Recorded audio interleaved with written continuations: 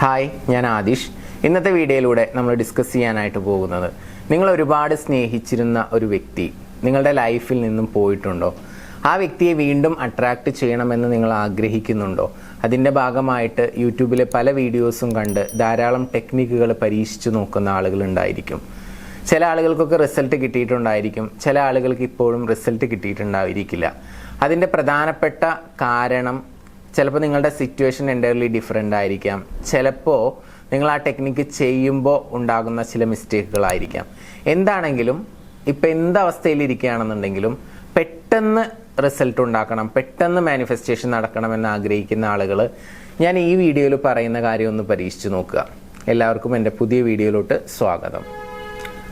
ആദ്യം തന്നെ നിങ്ങൾ ചെയ്യേണ്ടത്, ഞാൻ പറയുന്ന ഒരു സെൻറ്റൻസ് ഉണ്ട്, ആ സെൻറ്റൻസ് ഒരു പേപ്പറിൽ നോട്ട് ചെയ്ത് വെക്കുക. അതിനുശേഷം ഒരു വിഷ്വലൈസേഷൻ പ്രോസസ്സ് പറയുന്നുണ്ട്, അത് കറക്റ്റായിട്ട് കേട്ട് മനസ്സിലാക്കിയിട്ട് അത് ചെയ്യുക.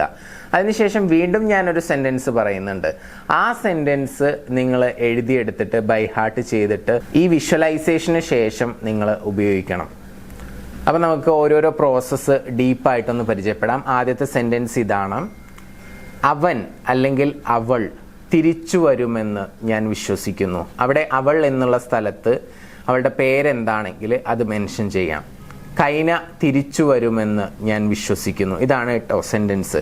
അപ്പോൾ ഇത് ആദ്യം തന്നെ നമ്മൾ ഈ പ്രോസസ്സ് ചെയ്യാനിരിക്കുന്ന സമയത്ത് കണ്ണടച്ചുകൊണ്ട് ഒരു 11 തവണ മനസ്സിൽ പറയുക. കൈന തിരിച്ചു വരുമെന്ന് ഞാൻ വിശ്വസിക്കുന്നു, കൈന തിരിച്ചു വരുമെന്ന് ഞാൻ വിശ്വസിക്കുന്നു. ഇനി രണ്ടാമത്തെ സ്റ്റെപ്പ് പരിചയപ്പെടുന്നതിന് തൊട്ട് മുൻപായിട്ട് നിങ്ങളുടെ റിലേഷൻഷിപ്പിൽ എന്തെങ്കിലും ഇഷ്യൂസോ പ്രയാസങ്ങളോ നിങ്ങൾ ഫേസ് ചെയ്യുന്നുണ്ടെങ്കിൽ, അതിനുള്ള സൊല്യൂഷൻ അറിയണമെന്ന് ആഗ്രഹിക്കുന്നുണ്ടെങ്കിൽ മുകളിൽ കാണുന്ന നമ്പറിലോട്ട് നിങ്ങൾക്ക് മെസ്സേജ് അയക്കുകയോ വിളിക്കുകയോ ചെയ്യാവുന്നതാണ്. രണ്ടാമതായിട്ട് നിങ്ങൾ ചെയ്യേണ്ടത് ഒരു ബ്രീത്തിങ് എക്സസൈസ് ആണ്. ജസ്റ്റ് ഒരു 10 ബ്രീത്ത് എടുത്ത് ഔട്ട് ചെയ്യുക. മൂക്കിലൂടെ ശ്വാസം എടുക്കുക, വായിലൂടെ പുറത്തേക്ക് വിടുക. വായിലൂടെ പുറത്തേക്ക് വിടാൻ പറയുന്നത് പെട്ടെന്ന് റിലാക്സ്ഡ് ആവാൻ വേണ്ടിയിട്ടാണ്. ആ 10 ശ്വാസം എടുത്ത് വിട്ടതിന് ശേഷം പിന്നീട് നിങ്ങൾ കണ്ണുകൾ അടച്ചുകൊണ്ട് തന്നെ ഒരു വിഷ്വലൈസേഷൻ പ്രോസസ്സിലോട്ട് കടക്കുക. അത് നിങ്ങൾ തമ്മിൽ പരസ്പരം കണ്ടുമുട്ടുന്ന ഒരു നിമിഷം അത് വിഷ്വൽ ചെയ്യുക. അത് എവിടെയാണ് എന്നുള്ള ചോദ്യത്തിന് ആൻസർ കണ്ടെത്തുക. അതെവിടെയും ആവാം, ഒരു കഫേയിലാവാം, ഒരു ബീച്ചിലാവാം, അല്ലെങ്കിൽ എവിടെയെങ്കിലും റെസ്റ്റോറൻറ്റിലാവാം, നിങ്ങൾക്ക് ചൂസ് ചെയ്യാം. അപ്പോൾ വേർ എന്നുള്ളതിനുള്ള ഒരു ആൻസർ നിങ്ങൾ കണ്ടെത്തുക. അവിടെ എങ്ങനെ, നിന്നുകൊണ്ടാണോ ഇരുന്നു കൊണ്ടാണോ അല്ലെങ്കിൽ വല്ല ഭക്ഷണം കഴിച്ചുകൊണ്ടാണോ എന്നുള്ളതിനുള്ള ഒരു ആൻസർ കണ്ടെത്തുക. അവിടുത്തെ അറ്റ്മോസ്ഫിയർ എന്താണ് എന്നുള്ളതിനുള്ള ഒരു ആൻസർ കണ്ടെത്തുക. അങ്ങനെ മൊത്തം ഡീറ്റെയിലിംഗ് നടത്തിയതിന് ശേഷം, ഒരു ക്ലാരിറ്റി വരുത്തിയതിന് ശേഷം ആ വിഷ്വലൈസേഷൻ പ്രോസസ്സിലോട്ട് കിടക്കണം.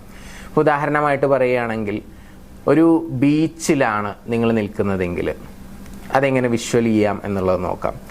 കണ്ണുകൾ അടക്കുന്നു, നിങ്ങളും അവരും ബീച്ചിൽ ആണ്. ആ ബീച്ചിൻ്റെ അറ്റ്മോസ്ഫിയർ മൊത്തം നിങ്ങൾക്ക് ഫീൽ ചെയ്യാനായിട്ട് പറ്റുന്നുണ്ട്.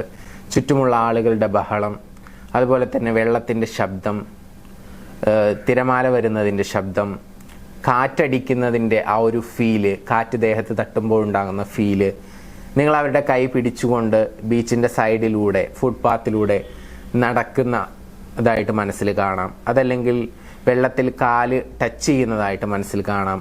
രണ്ടുപേരും കൂടി വെള്ളത്തിൽ ഇറങ്ങുന്നതായിട്ട് മനസ്സിൽ കാണാം. അല്ലെങ്കിൽ ആ ഒരു സൺസെറ്റൊക്കെ കണ്ടുകൊണ്ട് നിങ്ങൾ അവിടെ ഇരിക്കുന്നതായിട്ട് മനസ്സിൽ കാണാം.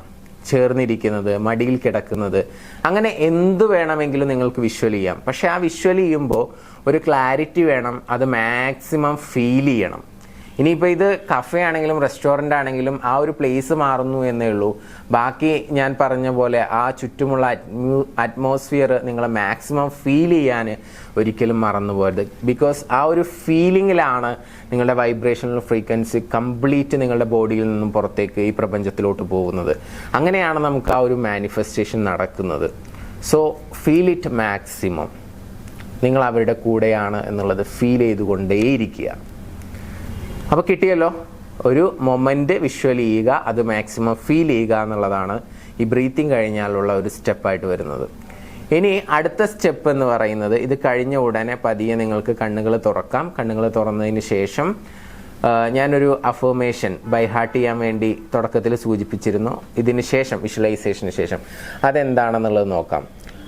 അവൾ തിരിച്ചു വന്നതിൽ ഞാൻ വളരെയധികം സന്തോഷവാനും നന്ദിയുള്ളവനുമാണ്. അവൾ എന്നുള്ള സ്ഥലത്ത് പേര് ആഡ് ചെയ്യുകയാണെന്നുണ്ടെങ്കിൽ നിങ്ങൾ ആരെയാണോ അട്രാക്ട് ചെയ്യാൻ ആഗ്രഹിക്കുന്ന ആ വ്യക്തിയുടെ പേരാണ് ആഡ് ചെയ്യേണ്ടത്. ഞാനിവിടെ ഒരു ഉദാഹരണം കൊടുക്കുന്നു.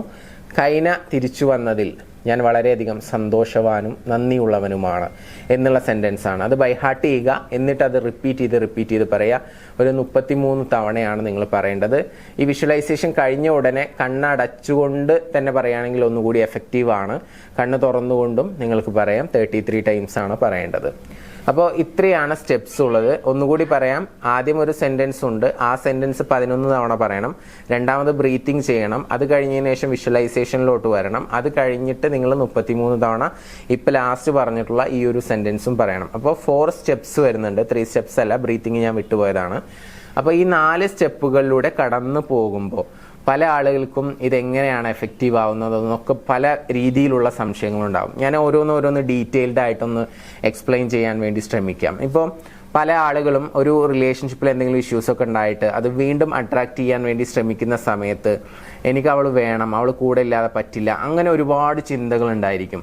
അപ്പം അങ്ങനെയുള്ള ചിന്തകൾ എന്ന് പറഞ്ഞാൽ അതൊരു ചേസിങ് മെൻറ്റാലിറ്റിയിൽ നിന്നുണ്ടാകുന്ന തോട്ട്സാണ്.